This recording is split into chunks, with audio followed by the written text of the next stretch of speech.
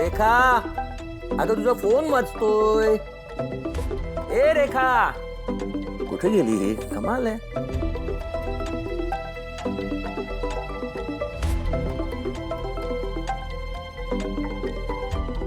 रेखा, कमाल आहे बाईची. कुठे राहिली, कुठे येऊ? अगं निशीचा फोन आहे रेखा, लवकर ये. रेखा.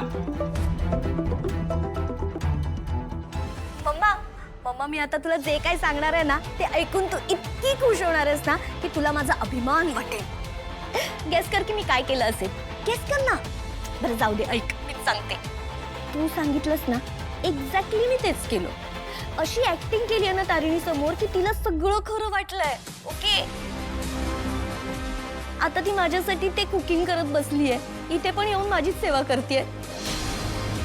आणि सगळ्यात भारी गोष्ट माहितीये काय आहे? तिच्या पायाला लागलंय आणि लंगडत लंगडत ही सगळी कामं करते. मी ना ठरवलंय तिला इतका त्रास द्यायचा ना की ती अशीच एका पायावर लंगडत लंगडत या घराच्या बाहेर निघून जाईल. ए मम्मा, यू प्राऊड ऑफ मी ना? बोल ना. बस.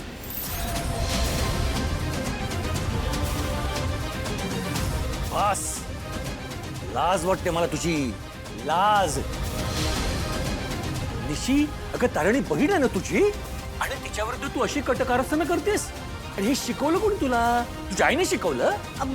नाही बाबा, तसं नाहीये ते. काय काय लहानपणापासून तुझ्या आई एवढीच तारिणीने तुझी काळजी घेतली आहे, तुला आजवर सांभाळत आली आहे ती. अगं तुझं नशीब चांगलं ना, मग तुझी सख्खी बहीण जाऊ म्हणून तुझ्या घरात आली आहे. आणि तू, अगं किती कृतज्ञ असावं ग माणसानं. हेच संस्कार केले का मी तुझ्यावर? तुला हे एकदाच आणि शेवटचं सांगतो निशी, तारिणीला त्रास देणं बंद कर. बाबा जरा ऐकून घ्या ना. एक शब्द बोलू नकोस.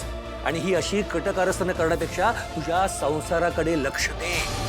म्हणजे तुझ्या आईची कान उघडणी तर करावीच लागणार आहे, पण तुला सांगून ठेवतोय, पुन्हा जर तारिणीला त्रास द्यायचा विचार जरी मनात आला ना तरी याद राख, गाठ माझ्याशी आहे. बाबा तुम्ही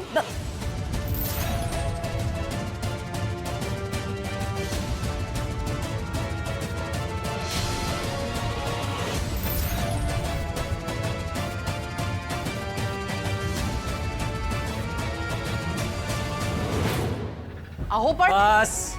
एक शब्द बोलू नकोस. मी निशीचा फोन ऐकलाय म्हणून मला सगळं समजलंय. निशीचा फोन? हो, निशीचा फोन. तुम्ही दोघी तारिणीला त्रास देण्यात कशा यशस्वी झालात ना हे तुला आनंदानं सांगण्यासाठी तिनं फोन केला होता. पण तो फोन मी घेतला म्हणून मला समजलं तुम्ही दोघी मायले की माझ्याच मुलीविरुद्ध काय करताय.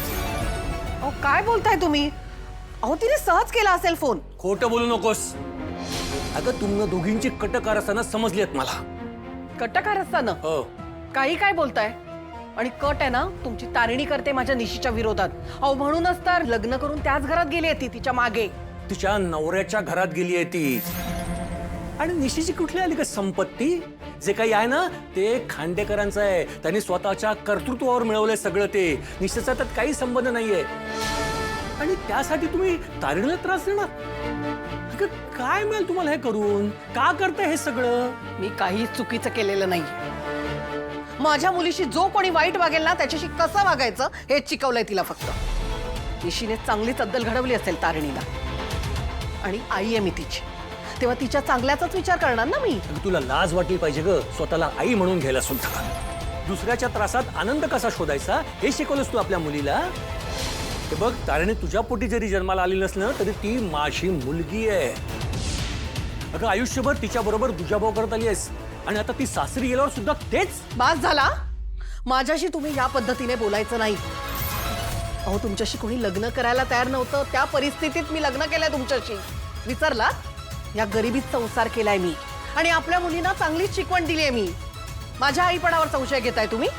हे बघा, तुम्ही जर माझ्याशी असं वागलात ना तर काय? तर काय घर सोडून करणार आहेस? अगं खुशाल जा. तुझ्या या पोकळ धमक्यांना ना मी अजिबात घाबरत नाहीये. जा, जायचं ना जा. अगं जगात कुठेही जा, पण जिकडे जाशील ना तारिणीच्या वाट्याला येणारं कुठलंही सुख तू तिला मिळवून देणार नाहीयेस. आणि आयुष्यभर तुला हेच हवंय. आयुष्यभर तू हेच करत आलीयस. म्हणून तिच्या वाट्याला आनंदाचे कधी 2 क्षण सुद्धा तू येऊ दिले नाहीयेस. तिचे सगळे हक्क काढून तुम्ही नमा निशाने काव्याला देत आलात आणि तू आणि निशी तुमच्या दोघांच्या हातून काही राहिलं तर ती मालती आहेच मागे. तारणी इथे असताना सगळं मुकाट्याने सहन करत आली आहे. अगं तिच्यासाठी दिवाळीला एक जोडी कपडा आणला ना तरी तो काढून तू निशीला घालायचीस. तिच्या ताटातला घास काढून निशीला भरवायला सुद्धा तू कमी केलं नाहीयेस. मला वाटलं होतं ती सासरी गेल्यावर तरी तुमच्या या त्रासातून तिची सुटका होईल, पण नाहीच. अरे माझ्या तारण्याच्या मागे तुम्ही दोघी का म्हणून लागलात? काय वाईट केलं तिने कोणाचं? अहो काय झालंय तुम्हाला? याआधी कधी या विषयावर बोलला नाहीत तुम्ही. हो, कारण आज माझे डोळे उघडलेत. हे मी 15 वर्षांपूर्वीच करायला हवं होतं, पण आता नाही.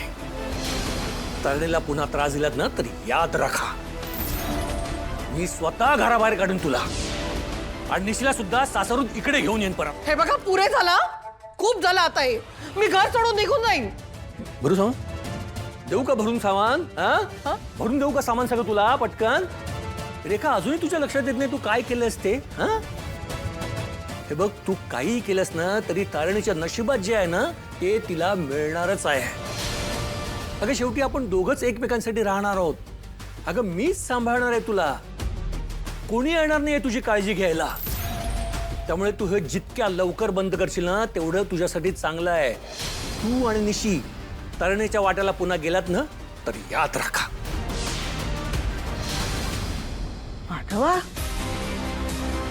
अरे काय झालं? केवढ्या मोठाने आवाज येतोय तुझा? सासूबाई बघा ना कसे वागतायत. कुठला चांगला नवरा घरच्या लक्ष्मीशी असा ओरडून बोलतो? मी खरंच काही नाही केलंय हो आई. एक मिनिट, जरा मला चिमटा घेतेस का? हा, चिमटा घेतेस? चिमटा नाही नाही, मी स्वप्नात नाहीये. पण मला एक कळत नाहीये, हे ताटाखालचं मांजर वर कधी आलं? अगं आई, तुला माहित नाहीये ही आणि निशी काय करतायत ते.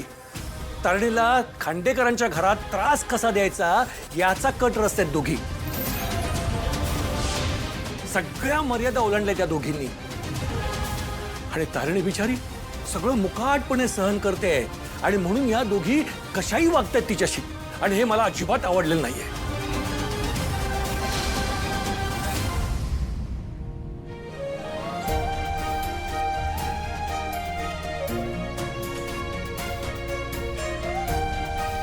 अहो सासूबाई, त्यांना ओरडायचं सोडून दृष्टा कसली काढताय त्यांची? मी काही केलेलं नाहीये. गप्पा बाईस. हे बघ, नवऱ्यानं बायकोवर ओरडणं किंवा तिच्यावर हुकूम गाजवणं या मताची मी नाहीये. पण आजवर तारणी बरोबर तू जे वागली आहेस ना ते चुकीचंच होतं आणि तुझी चूक तुला दाखवून देणं गरजेचं होतं. उशिरा का होईना माधवच्या आई लक्षात आलं. खूप झालं माधव. आज 2 गोष्टींबद्दल मला तुझा खूप अभिमान वाटतोय. पहिल्यांदा तू रेखाची चूक तिला दाखवून दिलीस आणि दुसरी तारिणीची बाजू घेऊन तिच्या पाठीशी उभा राहिलास. मग मी काय करू आई? नाही म्हणजे मला हे सगळं बोलताना आनंद होत नाहीये ग. पण तारिणी या घरात असताना तिच्यावर सतत अन्याय होत आलाय. एक बाप म्हणून मी तो कधी थांबवू शकलो नाही. ही अपराधीपणाची भावना मनातून जातच नाहीये ग.